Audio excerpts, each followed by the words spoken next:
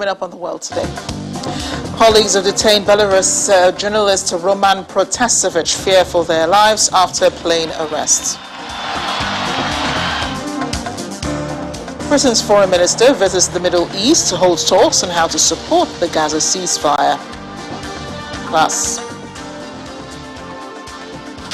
Syria holds presidential election dismissed as farce by the opposition. Thanks for staying with us and welcome to the program. I'm Amarachi Ubani.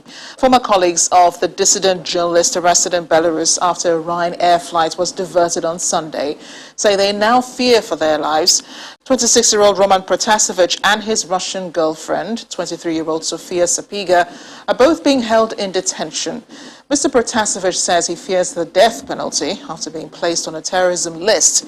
He faces charges related to his reporting of last August's disputed Belarusian presidential election and the subsequent crackdown on mass opposition protests. Belarus is the only European country that still executes its prisoners. Meanwhile, the exiled leader of Belarus's opposition has called on the European Union to provide a strong and swift response to Belarus's diversion of a Ryanair passenger plane on Sunday and the arrest of the exiled opposition blogger. Speaking to the European Parliament via video call from Vilnius, Svetlana Tsikhanouskaya warned that Belarus's president, Alexander Lukashenko, is turning her country into the North Korea of Europe, not transparent, unpredictable, and dangerous. The European Union Aviation Safety Agency, the bloc's aviation regulator, has called on all airlines to avoid Belarus's airspace for safety reasons, except for emergency reasons, saying the forced diversion of the Ryanair flight had put in question the country's ability to provide safe skies. Now I call on the European Parliament to make sure that the reaction of the international community is not limited to the Ryanair flight incident.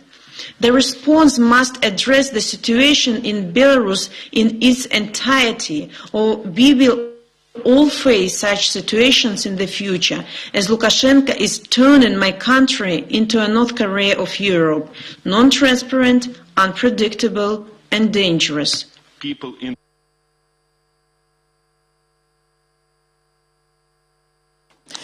Now, the U.S. is still seeking to rebuild its relations with the Palestinians by reopening its consulate in Jerusalem and providing aid to help rebuild Gaza.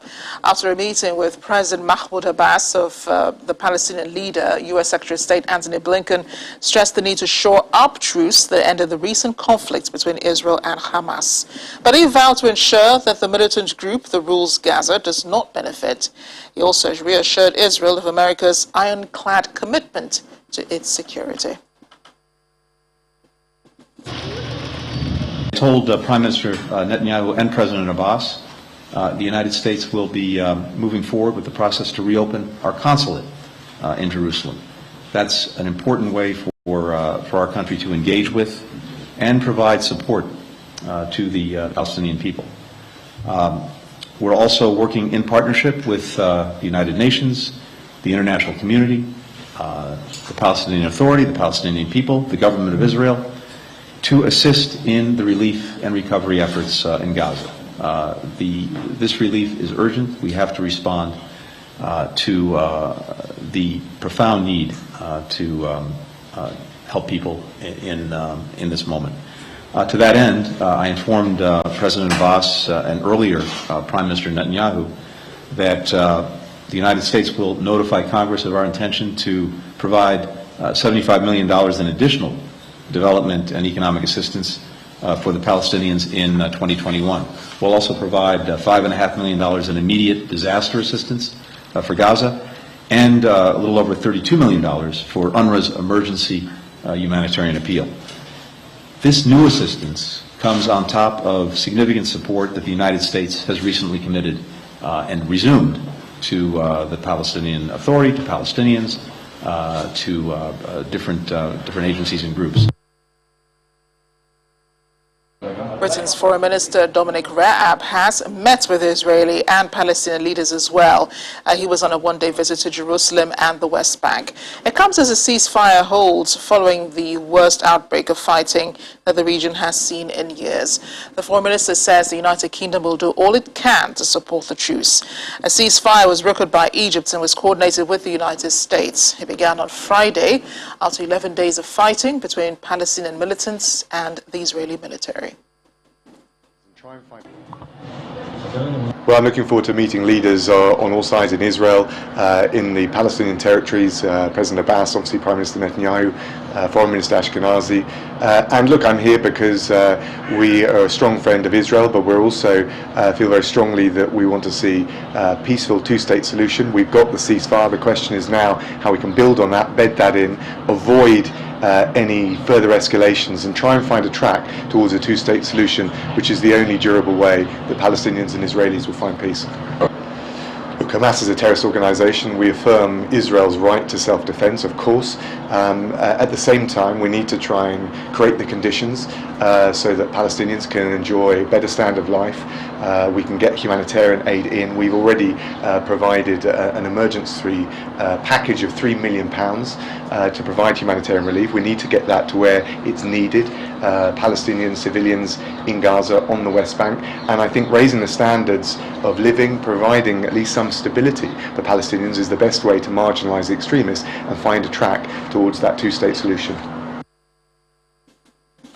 The VOA's Ricky Rosson is in Jerusalem, from where she joins us. Ricky, thank you for joining us. Let me just begin by asking how well that ceasefire that began on Friday is holding up in Israel and in Gaza. What do you know? It seems, at least from the Israeli side, to be holding up quite well. Children have gone back to school in all areas of the country, including the south bordering Gaza. The airport is open. Israeli soldiers who had been called out from the reserves have been sent home. And people are hopeful that the peace will last for at least a certain amount of time.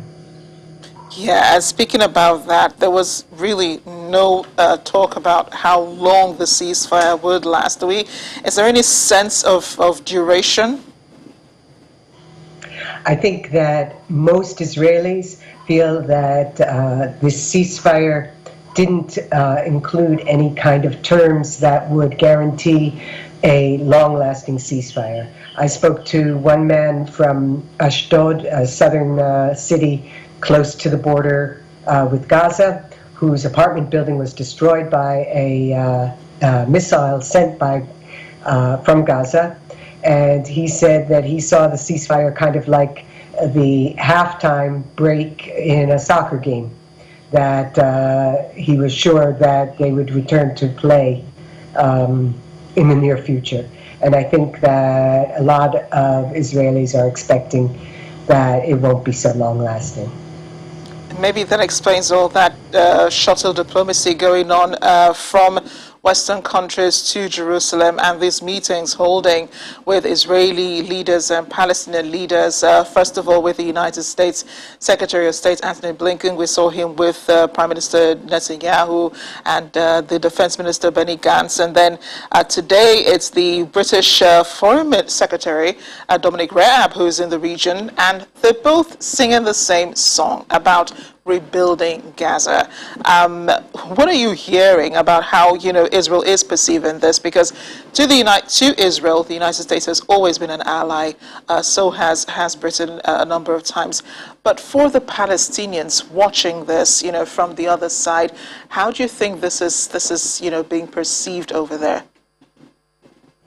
I think that on the Israeli side, at least Prime Minister Netanyahu is pleased that the kind of condemnation that was coming from all corners of the US and Europe last week before the ceasefire, that people have sent their foreign ministers to speak with him, and that diplomatic relations are still on track.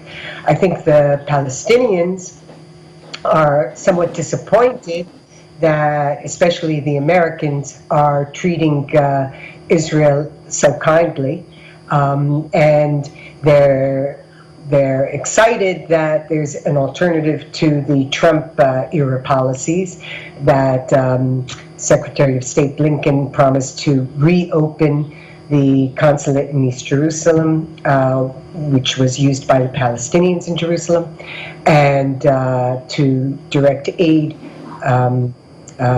for the Palestinians in the West Bank and in Gaza. But I think they have more of a wait-and-see attitude about how the two-state solution, which President Biden had, and also from the UK and Europe, how that will pan out. Ricky, thanks again for bringing us up to speed on this. Fingers crossed that this lasts as long as is necessary to find permanent solution to the crisis in the Middle East. Thank you again, and of course, do stay safe. Thank you. Well, staying in the Middle East, the presidential election is taking place in government-held parts of Syria, with President Bashar al-Assad seen as certain to win a fourth 7-year term. Mr. Assad is facing two little-known challengers, Abdullah Saloom Abdullah and Mahmoud Ahmed Mari. A poll has been dismissed as a farce by the war-torn country's opposition, while the US and European powers have said it is neither free nor fair. But as he cast his ballots, Mr. Assad said the opinion of the West counted for zero. Syria has been devastated by a conflict that erupted after Mr. Assad's government responded with deadly force to peaceful pro-democracy protests back in March 2011. Well, that fighting has left at least 388,000 people dead. It's also caused half the population of Syria to flee their homes, including almost 6 million refugees abroad.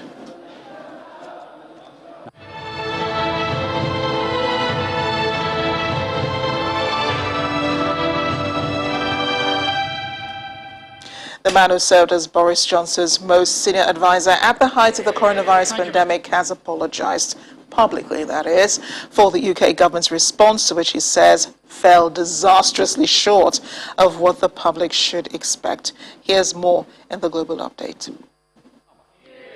Thank you, Mr. Speaker. Can I join the Prime Minister in his comments? The British Prime Minister Boris Johnson rejected criticism from his former advisor Dominic Cummings on Wednesday, saying he does not accept Cummings' accusation that government inaction led to unnecessary deaths. Mr. Speaker, I don't think anybody could credibly accuse this government of being complacent about the threat that this virus posed at any point. We have worked flat out, Mr. Speaker, to minimise loss of life, to protect the NHS, while they have flip-flopped, Mr. Speaker, from one position to another, backing curfew one day, opposing it the next, backing lockdowns one day, opposing it the next, calling for tougher border controls one day, then saying that quarantine is a blunt instrument the next. Mr. Speaker, we have got on with the job of protecting the people of this country from one of the worst pandemics in living memory, if not the worst in living memory. We have turned the corner, and it is no thanks, Mr. Speaker, to the loyal opposition opposite.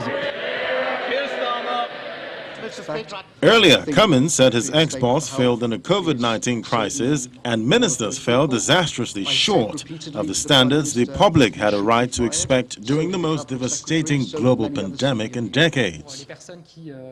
Still in Europe, government spokesman Gabriel Attal says France will impose self-isolation measures for people coming from the United Kingdom due to the presence of a COVID-19 variant in the country.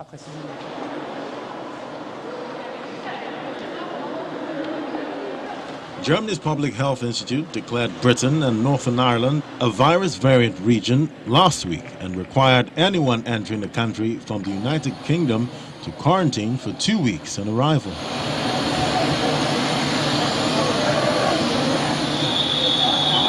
In Asia, India's COVID-19 tally rose to over 27 million infections, with 208,921 new cases registered in the past 24 hours.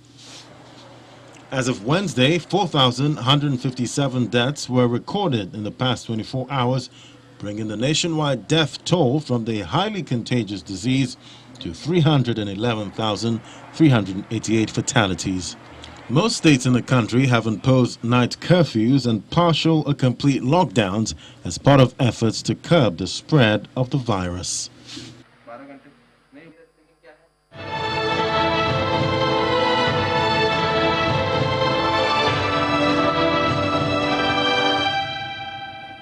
Still to come on the program. Hydrogen-generated electricity it is. France's Eiffel Tower lights up with that source of electricity for the very first time. Look at those colors. Welcome back to The World Today. More than 1 million people in India have been evacuated as a powerful cyclone has begun making landfall on its east coast. There it is. Cyclone Yas, which intensified into a very severe cyclonic storm, hit the state of Orissa, also known as Odisha, and will take 2 hours to cross over. It's the second cyclone to hit the country in a week after Cyclone Taukte killed more than 150 people. It comes as India is already struggling to deal with its COVID-19 outbreak. Yas lashed coastal areas with ferocious wind and rain as it made landfall, damaging buildings. India's meteorological department says low-lying areas near the coast have been inundated due to the rain and tidal surges accompanying the cyclone. And checking in on the political crisis in Mali, the country's president, Ba Ndaw, and his prime minister, Moctar Ouane, have both officially resigned. Both have been detained on the orders of the military vice president at a military camp outside the capital, Bamako. Colonel Assimi Goïta is not only vice president of the interim government, he is also the same soldier who led the coup last year, which led to the political situation right now. He has accused the other leaders of failing in their duties and seeking to sabotage the country's transition. Meanwhile, the spokesperson for the UN Secretary-General, Antonio Guterres, says the United Nations Multidimensional Integrated Stabilization Mission in Mali, MINUSMA for short, is reiterating its strong condemnation for the arrest of President Ba Ndaw and the Prime Minister Moctar Ouane, as well as some other of their colleagues. Stefan Dujarric stresses that this action has serious consequences for Mali and the region as a whole. MINUSMA is now seeking to gain access to those detained as soon as possible and to ascertain their conditions of detention and obtain guarantees of their fundamental rights and freedoms. Good afternoon. Colleagues in the UN peacekeeping mission there continue to monitor the latest developments and reiterate their strong condemnation of the arrests of President Ba Ndaw and Prime Minister Moctar Ouane, as well as some other of their colleagues. This action has serious consequences for Mali and the region as a whole. Our colleagues are seeking to gain access to those detained as soon as possible, and to ascertain the condition of their detention and obtain guarantees of their fundamental rights and freedoms as enshrined in international human rights law. The Secretary General is continuing to follow the evolving situation very closely. He's being briefed on the latest development. Mr. Guterres continues to call for calm and for the immediate release of detained civilian leaders of the Malian transition. We're working closely with the Economic Commission of West African States, ECOWAS, and of course the African Union and all other international actors that are supporting the ongoing political transition in Mali. The fourth ordinary session of the Fifth Pan-African Parliament has begun in Johannesburg, South Africa, taking place over the next 2 weeks up until June 4th, 2021. The Parliament has been described as unique. It will now see a new leadership being ushered in as an election of the new members of the Bureau of the PAP will take place on May 31st, 2021. The fourth ordinary session of the Fifth Pan-African Parliament converged to engage on the African Union AU's theme for 2021, Year of the Arts, Culture and Heritage, Levers for Building the Africa We Want. Present as the guest of honor at the opening ceremony was the President of the Republic of Ghana, His Excellency Nana Akufo-Addo, accompanied by South Africa's Minister of International Relations and Cooperation, Naledi Pandor, who gave the opening remarks. As the Pan-African Parliament and as parliaments in our countries, We need to give more attention to what we are doing to invest in higher education, what we are doing to invest in intellectual capacity, what we are doing to build research and innovation institutions. Because if we cannot do that, then calling for Africa not to be dependent is merely to be rhetorical, to utter nice words, and not to change the fate of Africa. Yes, we've now existed, this is the 16th year.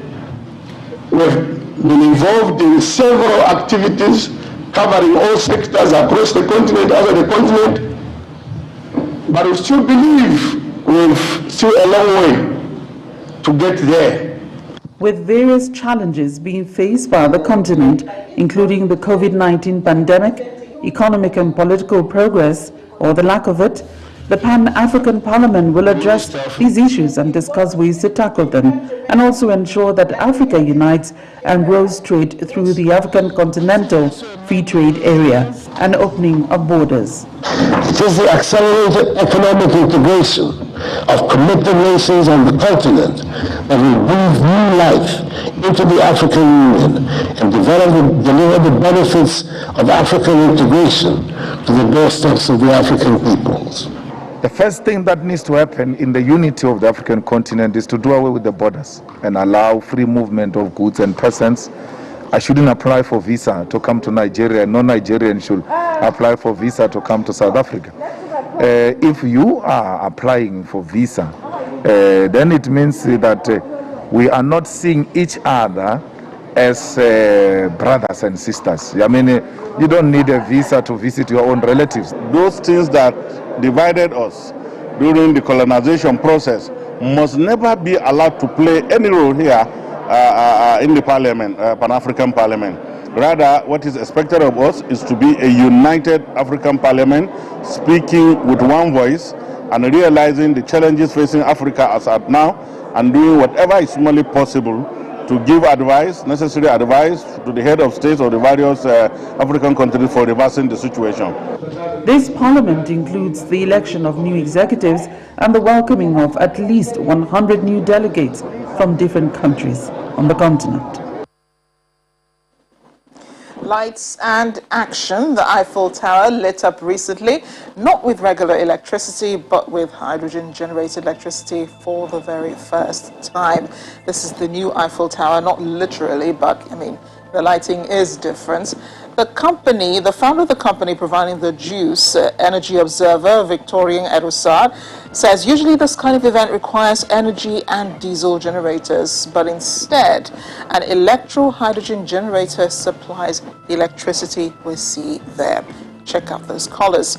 The project was done to follow as a follow-up to the government's announcement of its hydrogen plan as part of France's relance, its economic recovery plan, that is. 7 billion euros in investment are meant to develop all the technologies, develop hydrogen infrastructure for production, but also the applications that will be used to develop other areas too, including transportation.